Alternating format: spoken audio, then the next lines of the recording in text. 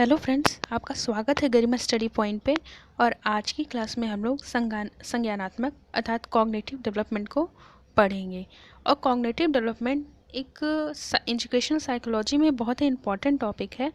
इससे हर एग्ज़ाम में जहाँ तक है क्वेश्चंस बनते हैं, क्योंकि संज्ञानात्मक विकास से पियाजे के सिद्धांत संबंधित है और पियाजे के सिद्धांत से बहुत सारे क्वेश्चंस आते हैं। तो चलिए पहले हम देखते हैं कि संज्ञानात्मक विकास क्या होता है।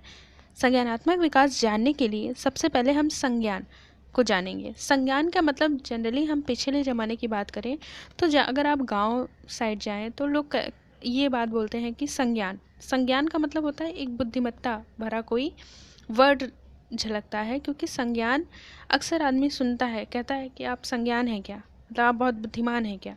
तो ये जनरल वर्ड है, बहुत लोग यूज़ बेस को करते हैं। तो ये संज्ञानात्मक विकास, तो इस टॉपिक में हम लोग देखेंगे कि संज्ञानात्मक विकास क्या होता है। उससे पहले हम संज्ञान के बारे में जानेंगे कि ये संज्ञान क्या होता है, अर्थात कॉग्निशन क्या होता है। अगर कॉग्निशन के बारे में बात करें तो एक ऐसी प्रक्रिया से होता है जिसमें संवेदन यानी सेंसेशन, प्रत्यक्षण, परसेप्शन, प्रतिमा, इमेजिनरी, धारणा, रिटेंशन, प्रत्याहान, रिकॉल, समस्या समाधान यानी प्रॉब्लम सॉल्विंग, चिंतन, थिंकिंग और तर्कणा यानी रीजनिंग जैसी मानसिक प्रक्रियाएं सम्मिलित होती हैं।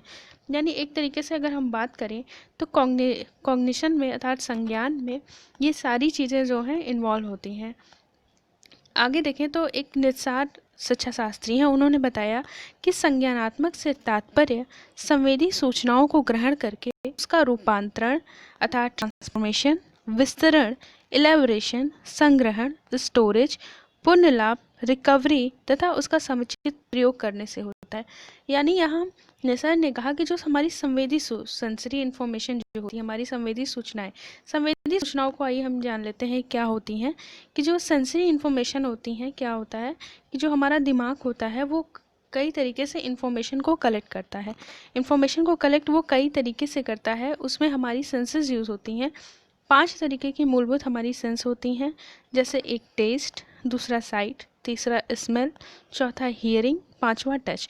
अर्थात पहले तरीके से जैसे हम कोई चीज़ चख कर किसी के बारे में जान सकते हैं, किसी को देख कर हम जानते हैं, किसी चीज़ को सूंघ कर हम उसके बारे में जान सकते हैं, किसी चीज़ को सुनकर हम कोई चीज़ जान सकते हैं और किसी चीज़ को छू कर हम किसी की चीज़ के बारे में जान सकते हैं। अर्थात जो हमारी सेंसरी जो इन्फॉर्मेशन जो कलेक्शन होती है वो ब्रेन को जो जाती है, उसी तरीके से उन्होंने कहा कि जो संज्ञानात्मक से तात्पर्य जो हमारी संवेदी सूचनाएं यानी जो हमारी सेंसरी इन्फॉर्मेशन जो हम देख कर, सुनकर, छू कर और सूंघ कर और तरीके से जो हम प्राप्त करते हैं उसका हम क्या करते हैं, रूपांतरण, विस्तरण, संग्रहण या पुनर्लाभ करके उनका समुचित प्रयोग करते हैं।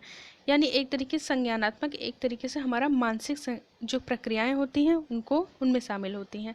आगे देखें तो जो संज्ञानात्मक विकास है उसके बारे में अगर देखें तो संज्ञानात्मक विकास से तात्पर्य बालकों में किसी संवेदी सूचनाओं को ग्रहण करके उस पर चिंतन करने तथा क्रमिक रूप से उसे इस लायक बना देने से होता है जिसका प्रयोग विभिन्न परिस्थितियों में वे कर वे तरह तरह की समस्याओं का समाधान आसानी से कर सकें।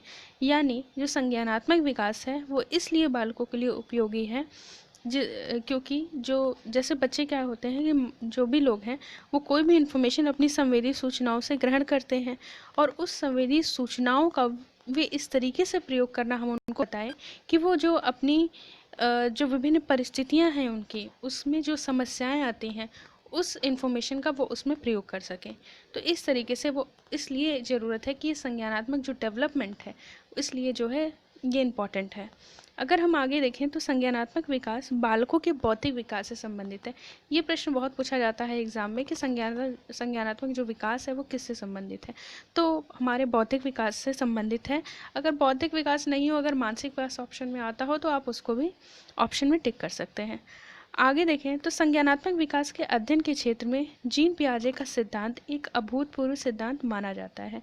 इन्होंने बालकों के चिंतन एवं तर्कणा के विकास के जैविक तथा संरचनात्मक तत्वों पर बल डालकर संज्ञानात्मक विकास की व्याख्या की है। तो इस तरीके से हम लोग ने आज संज्ञानात्मक विकास को समझा। आगे की क्लास में हम लोग पियाजे की थ्योरी में देखेंगे कि किस तरीके से पियाजे ने संज्ञानात्मक विकास के डेवलपमेंट को बताया है। तो आज के लिए इतना ही। Thank you friends. अगर आपको मेरी क्लासेस पसंद आती हैं और प्लीज़ तो मेरे जो वीडियोज़ हैं उसको लाइक करें, शेयर करें और चैनल को सब्सक्राइब जरूर करें। Thank you friends.